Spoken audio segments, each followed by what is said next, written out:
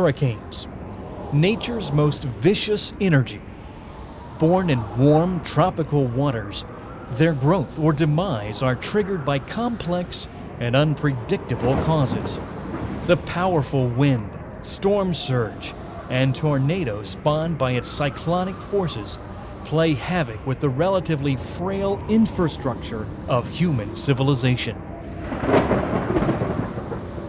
A hurricane also creates energy among those who anticipate the storm and those who pick up the pieces following its passage.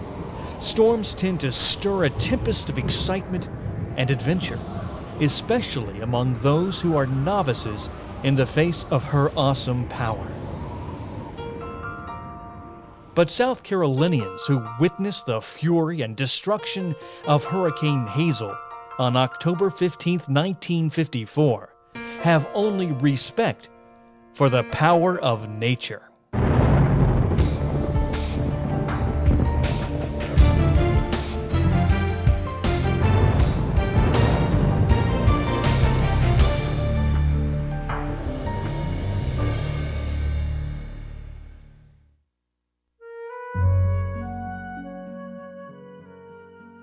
During the week of October 11, 1954, the estimated 5,000 residents of the Myrtle Beach community were settling into their fall activities following a busy summer season. Drought conditions had plagued the state, with volunteer water rationing required earlier in the summer. A committee headed by Justin Plyler was busy planning the annual PTA Halloween Carnival. More than 1,000 had recently attended the Myrtle Beach Home Trade Show at the Pavilion. The new Howard Johnson restaurant on Kings Highway celebrated its grand opening, and Mammy's Restaurant and Krispy Kreme Donuts opened their doors earlier in the year. Myrtle Beach High School was holding auditions for its fall play. The Loyal Order of the Moose was meeting Thursday night at the American Legion Hut. The Myrtle Beach Squadron of the Civil Air Patrol was to be reactivated on Friday.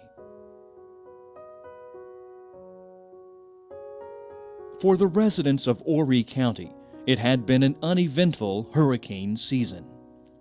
Although 7 hurricanes had been identified in the Gulf of Mexico and Atlantic Ocean, none had affected South Carolina. In fact, the coast hadn't been hit by a severe hurricane since 1906. The Grand Strand had been fortunate, but its luck was about to turn.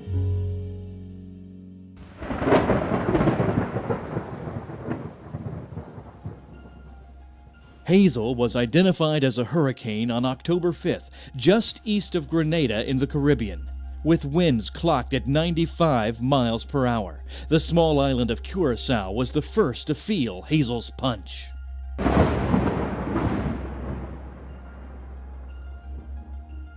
A weather advisory from the San Juan, Puerto Rico Weather Bureau reported that Hazel was pushing winds up to 125 miles per hour. She was about 350 miles south of Port-au-Prince, Haiti, and 1,000 miles southeast of Florida, with no threat to immediate land areas. She appeared to be moving westward.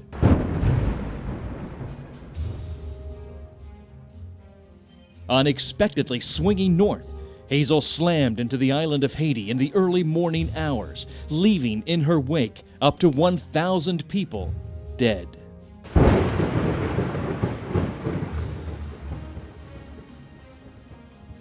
Hazel continued northward through the Windward Passage between Haiti and Cuba into the Atlantic and on her way to the Carolina coastline. Staying offshore but hugging the mainland, Hazel was expected to follow the path of its earlier sister storms, Edna and Carol.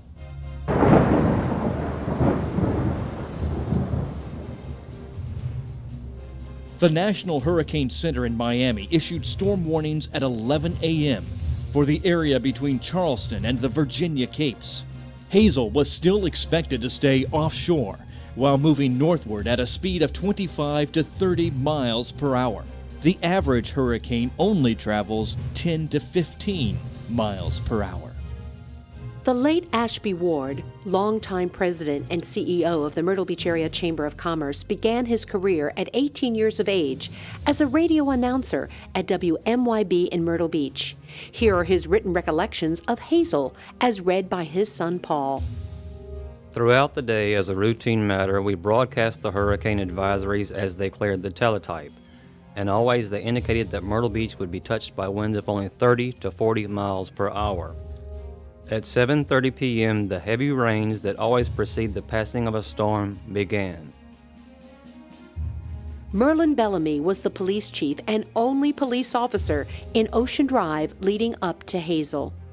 Well, on October the 14th, approximately 8:30, we had some guests over, in fact, Polly Lohman and her husband, and we'd cooked some steaks, and we're sitting around the house, and telephone rang, and it was Charleston Weather Bureau, and chief meteorologist, asked me if I was prepared for the hurricane. And I said, "Sir, I'm not familiar with the hurricane." I said, "I've heard that there was one down in the islands." He says, "Well," he says, "it has picked up forward speed," and he says, "I'm calling you to alert you that there's a possibility that it will strike between Georgetown and Myrtle Beach." When Hurricane Hazel started brewing, we were living in the garage apartment on the ocean front with a 12-room house in front of us that we had been renting out during the summer season. Local school teacher Don Moore and his wife Vicki were raising 2 children in the Windy Hill community. So it started raining, and it rained, and it rained, and the wind was blowing, but not anything unusual. We weren't concerned, because everybody said, the radio said, anyway, the news that we could get, the storm was passing by out in the ocean. The 8 o'clock advisory from the Miami Weather Bureau indicated that the storm had veered slightly to a north-northwesterly course, meaning that Myrtle Beach could expect winds up to 50 miles per hour. I had just finished reading the bulletin when Harry Hyman, the local manager, and the chief engineer, Walt Tabler, decided to keep the station on the air until 11:15 in order to get the 11 o'clock advisory on the air before sign-off. The station would end up staying on the air through the night. The transmitter was knocked out when Hazel hit land around 9 a.m.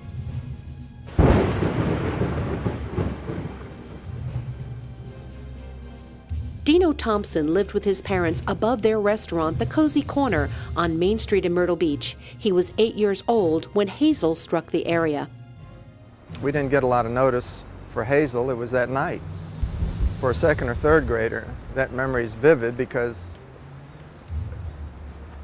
bullhorns, fire trucks, police cars going by, telling everybody to evacuate. It's like that movie we saw, War of the Worlds. It kind of reminded me of that. So, you know, Hazel hit about 9 or 10 in the morning, but nobody slept that night. Civil Air Patrol, police, fire, we're all going up and down the street all night long. Eloise Plyler and her husband Justin own the Gay Dolphin Gift Cove, which was completely destroyed by Hazel. Today the business is operated by their son Buzz. In the middle of the night, we heard a knock on the door, and it was the policeman had come and told us that Hurricane Hazel was going to land in Myrtle Beach and that we should leave. So Justin took Buzz and his grandparents to the high school, to the shelter, which was the Myrtle Beach High School. And then he came back and he and I started picking things up off of the floor in the gift shop and taking it to higher ground. And pretty soon the waves from the ocean was washing over the boardwalk underneath the door. And the water was coming on the floor. I said, "Hey," I said, "let's get out of here now. What's the need, you know, to save this stuff whenever we might lose our lives?" So anyhow, we went up to the high school, and there were several hundred people in there, and everybody was frightened. The wind was blowing like 85 or 100 miles an hour, and babies crying, and it was bedlam, you know. Everybody was scared. I was scared.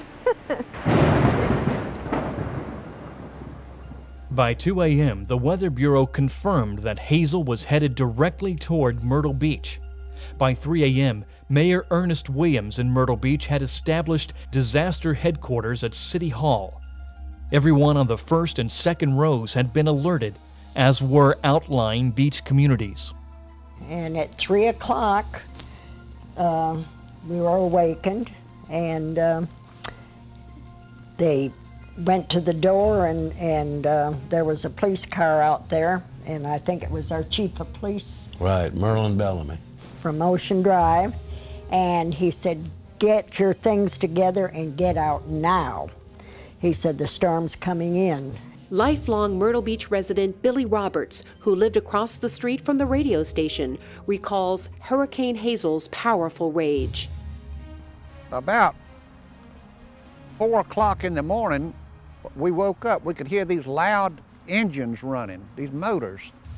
And we went to look out the windows to see what it was. And there were two military vehicles across the street next to the radio station. They were huge generator trucks. They were over there to generate electricity for the radio station if it went off. And of course, everybody knew it was going to go off. And so we turned the radio on, and that's when we learned that the hurricane was coming, and it was going to be bad. And then about day is when we started riding around. We went on uptown, and the winds kept getting stronger and stronger, and I was riding around.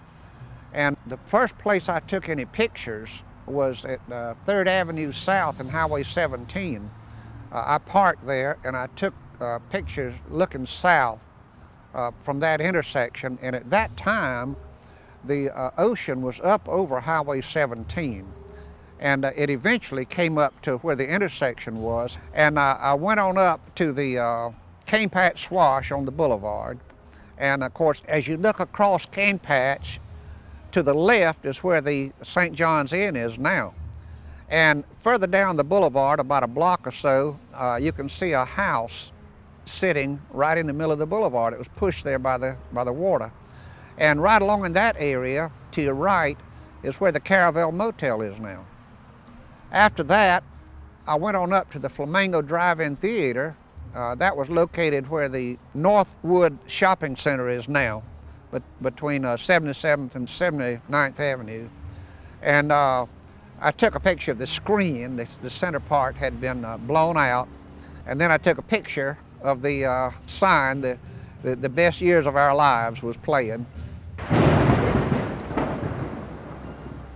We had a basement under the Cozy Corner.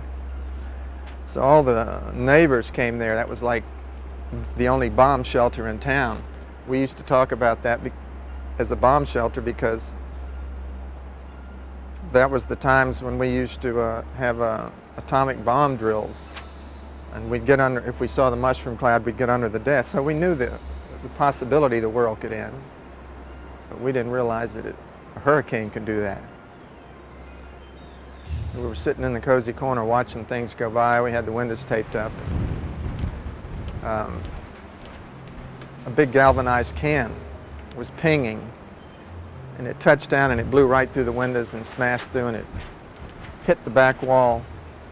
And I remember Dad thought, I could see a little concern on his face. This is a little more serious than the last storm we had, you know, because this was probably a 120-mile gust that had taken this thing through the window.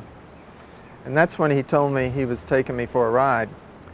So we started driving through the pelting rain. It was probably blowing, who knows, 100 to 120, 30 miles an hour. And the Jeep would lift up occasionally. It would raise up. There were cars against buildings, and I'm thinking there's cars against buildings, and we're driving. And he drove us all the way down to what was Neway Laundry, and that was directly across from the Ocean Plaza Pier, which is now the Yachtsman. And there was a 800-foot pier there and a restaurant on top.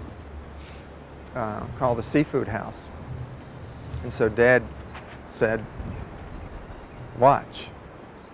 That's all he said. So I knew this was important. Watch, I guess I was supposed to learn something, or I was supposed to see something important. Well, it was. You know, we watched the waves crashing across the pier. They would completely engulf the pier for a moment, and then it would kind of rise up and it'd be there. And then after about 5 minutes of this, the end collapsed totally. And then the Seafood House was sitting there for just a few minutes, and then the pilings went out from under it. But the pier, the restaurant, I remember, stayed intact for just a moment. It was floating on a 20 or 30-foot wave, just like a great ship, you know. And then the waves just battered it to pieces, and you could see shards of it sticking up occasionally, and then it was gone.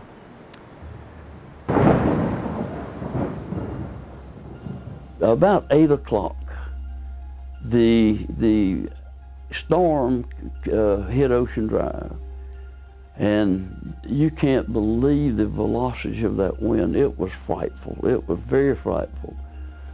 The storm lasted, it was severe, from about 8 o'clock until about 10 o'clock. It was a fast-moving hurricane, and thank the Lord it was moving fast, because if it had been a slow mover, we would have been really cut all to pieces. It was unbelievable what we were seeing. There was waves, looked like they were 50, 60 feet in the air. And you see portions of buildings up in the crest of that wave. But it was a sad situation to go down and see your town that you love so much just absolutely destroyed. At 9:10 a.m., it hit suddenly and brutally. The clocks on the station's walls read 12.5 minutes past 9 when the power failed, and through the windows we could see trees being uprooted and boards flying through the air as if on wings. We were afraid to venture outside because of the terrific wind and flying debris, and afraid to stay indoors because the massive tower directly behind the station was swaying ominously and looked as though it might fall on us at any second. We were in nature's hands now. At the height of the blow, the monstrous waves were cresting at 40 feet. Then they would crash thunderously on the Strand and race upward across 200 feet of sand and chew huge bites out of Ocean Boulevard. As they went, they toppled houses into twisted heaps of wood and brick.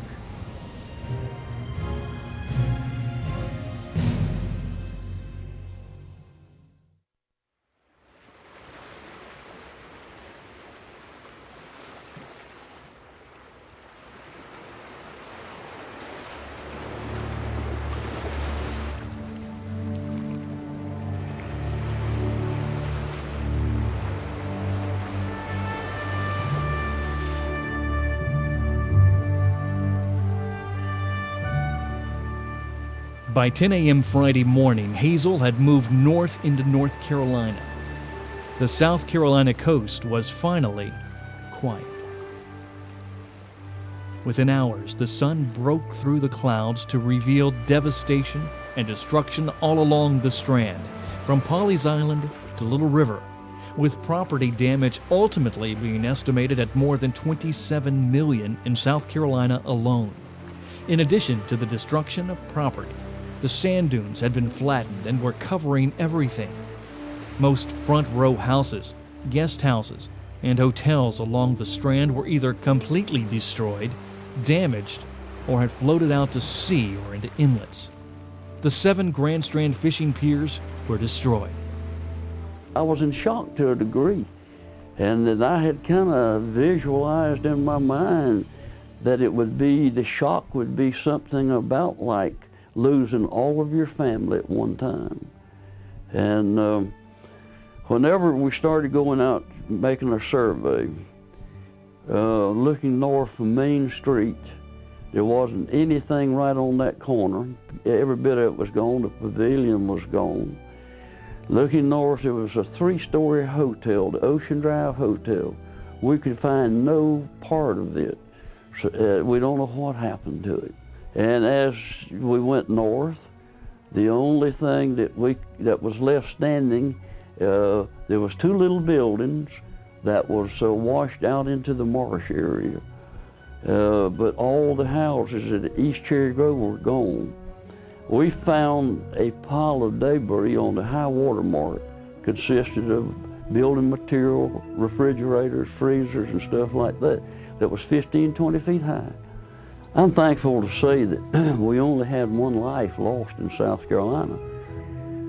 It's only by the grace of God that we didn't have more lives lost. We drove down 17 until we came to Pierce Street and turned right and went down to the front. And there was no pier. It had broken up in pieces and just gone. So then Charlie Byers had a duplex, 2 duplexes side by side. And when we looked, there was nothing but a vacant lot. So then we drove down to our house. And of course the big house was completely gone. And the garage apartment had 2 side walls. And the apartment upstairs, had no stairs up there or anything. And that was it. The forest and the trees were really devastated in our area. Between Oak Street and where Broadway at the beach is now was a great big wooded area with huge trees. And some of those trees, as much as 3 feet in diameter, were uprooted and blown over. Some of them were broken off halfway up, and ones that had shallow root systems were blown over and the roots were uprooted.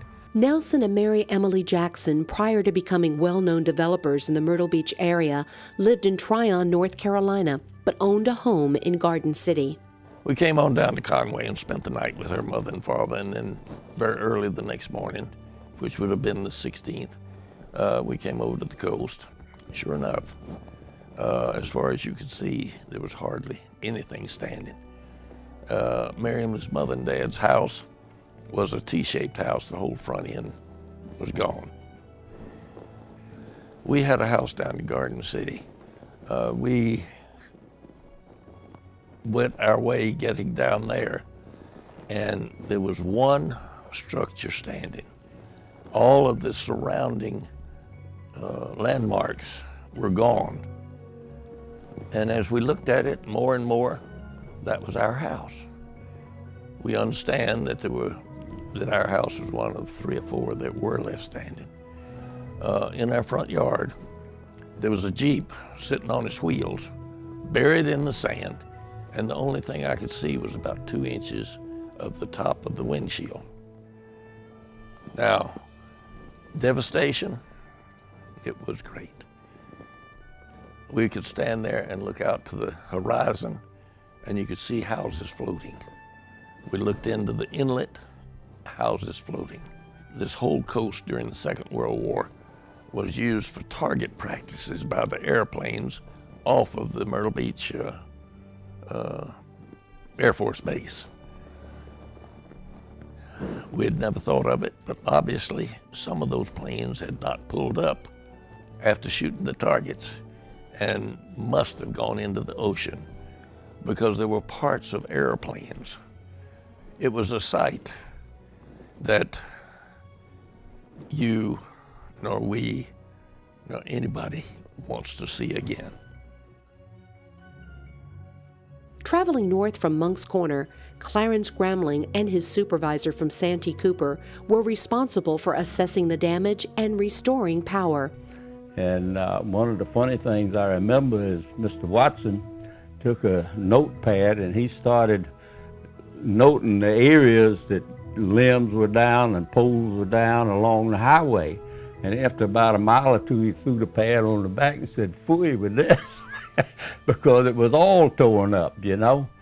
And we got up to Paul's Island and turned in to go to the beach, but you couldn't get there because it was just a massive wreck. Houses at Garden City were washed from the waterfront back into the creek behind Garden City. There are numerous houses in the creek. In the waterfront, as I recall, there was only 2 houses left on the south end of Garden City on the beach. Mainly the serious damage at Myrtle Beach was on the waterfront. motels and homes on the immediate waterfront. But as you moved on further north to Windy Hill and Atlantic Beach and Ingram Beach and Crescent Beach and Ocean Drive and Tillman Beach and Cherry Grove and East Cherry Grove, the first couple of rows were just totally demolished, and sand washed up on Ocean Boulevard was 2-3 feet deep of sand, and I mean it just massive piles of debris. Seated on the boardwalk in front of the mooring cottage in Crescent Beach is Lanita Pritchard. Listen as she reads from a letter written by her great-aunt, Annie Alexander. You just can't imagine the destruction on the ocean front. There was a pile of kindling wood even with the beach, of the apartment that was the back end of the house, lying almost flat, and there was our sign, Mooring Cottage. We didn't see signs of the furniture. I guess it was somewhere all in splinters. All the dunes in the sand had been leveled out, as far back as the road.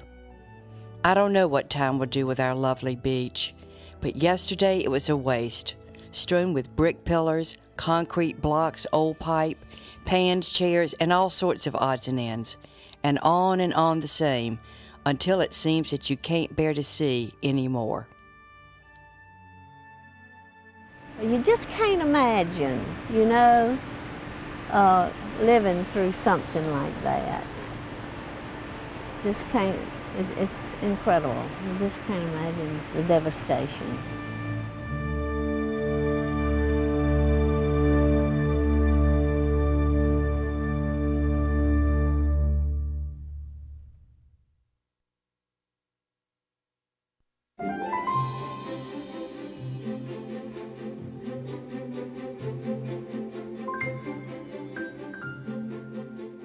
By the summer season of 1955, most of the Grand Strand communities had restored or rebuilt much that was destroyed by Hazel. Visitor accommodations were modernized and expanded, with almost 500 new rooms added within 6 months in Myrtle Beach. People all over the United States heard about the Myrtle Beach area perhaps for the first time because of the news coverage on Hazel's destruction. But the Chamber of Commerce, through a massive publicity campaign, let the country know that the resort area would be ready for the 1955 summer season. The next 4th of July weekend set a new record, with almost 100,000 people visiting the Grand Strand beaches.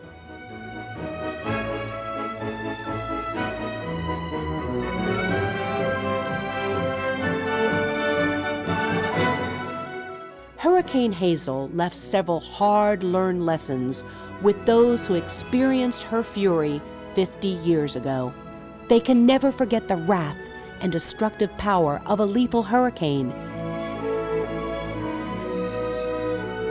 And they can never forget the power of their friends and neighbors, people like themselves who rose up to rebuild their communities, people who possessed the strength and vision to transform tragedy into a new beginning.